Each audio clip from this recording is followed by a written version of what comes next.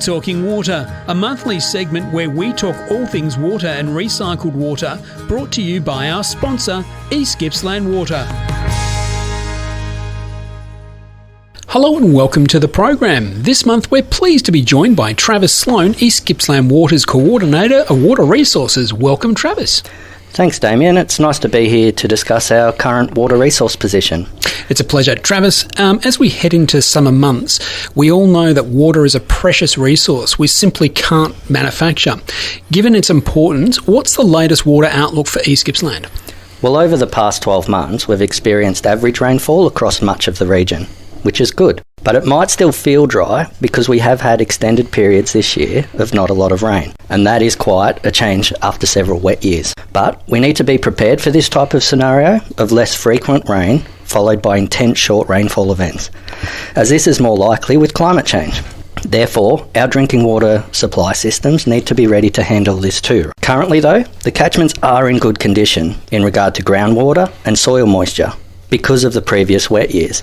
And this is why the stream flows are also okay for this time of year. However, because of the large area of East Gippsland, there have been some variations in the annual rainfall totals for each catchment. So Cairn River and Mallacoota received above average rainfall, while Dinner Plain has seen below average levels. Thanks, Travis. Very interesting. So how has this affected the stream flows in the region? Oh, that's a great question, Damien, as it relates to water security and the likelihood of water restrictions, which customers would want to know.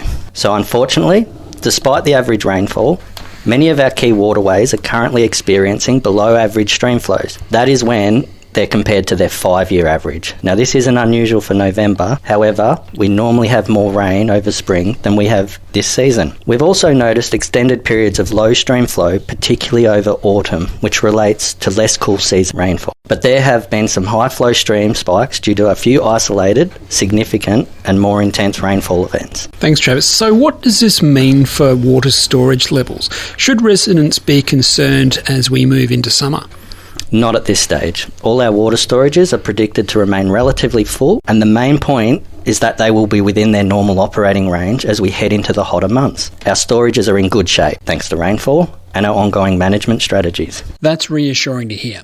Have you noticed any changes in water demand across the region? Well, yes, Damien, we have seen some changes in water demand, which usually stay relatively constant. During our reporting period, we actually saw a reduction in water demand for most of our drinking water supply system, which is great. There was a slight increase in non-revenue water usage in Omeo and Bem River. Despite these increases, they are still within their acceptable water loss target of 10%. And we do actively monitor and investigate water loss in our systems and rectify it as required, such as the recent active leak detection in Dinner Plain. And what's the forecast looking like for the next few months? I will firstly say I'm not an expert in long-range weather forecasting, but we have a fairly good idea over a 3-month period. The Bureau of Meteorology is forecasting average rainfall for the November to January period, which is very encouraging for us. We're currently at El Nino Southern Oscillation ENSO neutral state, with some atmospheric parameters displaying La Nina-like signals. So under these conditions, we don't anticipate the need for water restrictions. Now that is good news for customers. Still, extreme events like bushfires, power outages or water contamination could still require us to impose restrictions if necessary to manage that demand.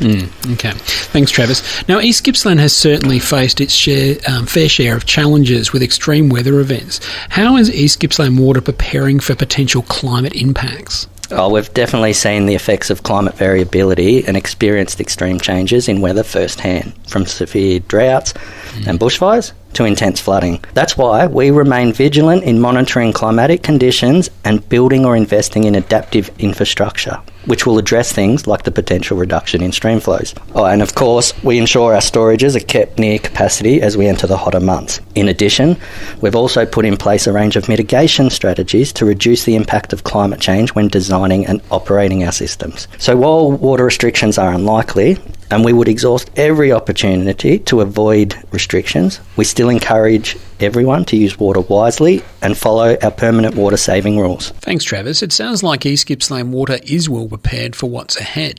Can you remind our listeners where they can find out more information about water saving tips?